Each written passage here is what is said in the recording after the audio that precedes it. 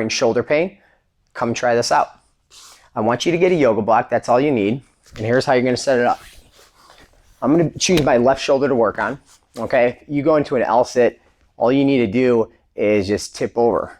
That's going to be a good positioning. All right, so I'm going to tip over. I tip over, I'm just going to take my head right here. So let's say you had some left shoulder pain, right? Is this the cure? I don't know, but it can help. There's a lot of power behind this technique, and it's going to do a lot of good things like improving your range of motion. So if you're in this position, first thing you want to do is ensure that this shoulder joint doesn't pop off the ground. So how are you going to know that? If you take your hands and you kind of peel and start to find your scapula blade, that big, bone in the back, try to feel that bone and push it into the ground. And make sure that you can feel that and ensure that it's there. Once it's there, you want to take your other hand, okay? Make sure that that when you are bending your arm, we're trying to do this. We're trying to gain more range of motion this way, okay? Try to take your fingertips or your knuckles towards like your belt buckle, all right? So we're just trying to do that. And while we do that, we can't let this shoulder pop up. Again, feeling for that scapula blade. So take your hand and just relax and just chill out here. So if if sometimes when I'm coaching clients, if they're moving around, or I feel like that, they have a grimace face, it's showing me that they're not really relaxed and we're not truly getting to the end range of their shoulder. So I'm encouraging you to stay here and just breathe, for about, 90 seconds, parasympathetic breathing, which means that you want to breathe in through your nose, expand your lungs, maybe for like 3 seconds, and then you want to exhale for 6 seconds through the nose. And as you do that, you might find that your body will let go of anything that is holding on to, any tension. Okay? So assuming that you guys have got there and relaxed, we can actually start to identify the tissues that we need to work on. So we're doing PAILS and rails, okay?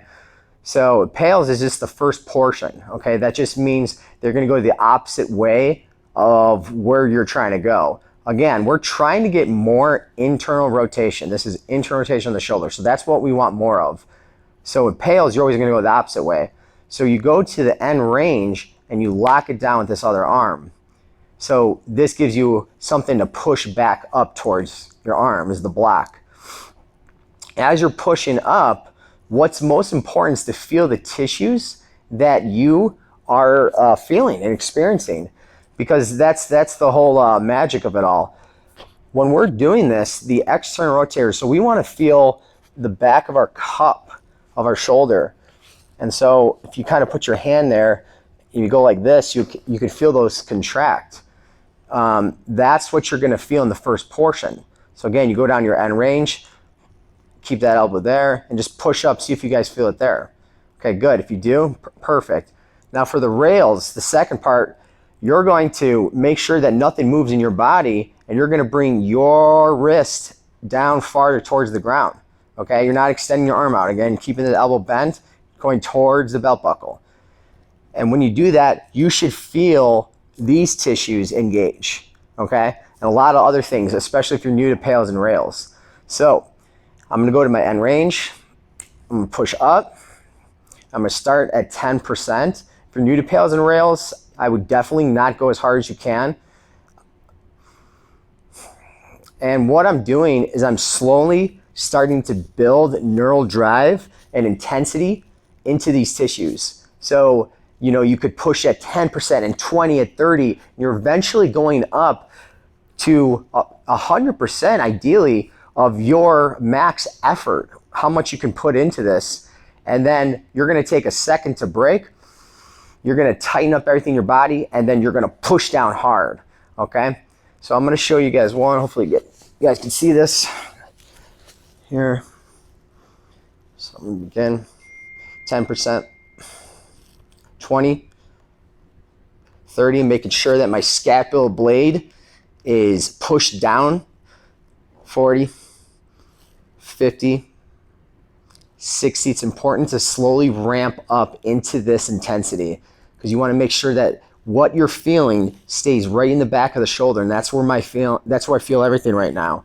If it goes anywhere else, that's not good, so that you're going too hard or you're not applying it right. So I want you to back it down in intensity until you restore the feeling in the back part of your shoulder and those tissues. 3, I'm pushing hard, now 2, 1, and rails. So now I tighten up, and I'm gonna drive down.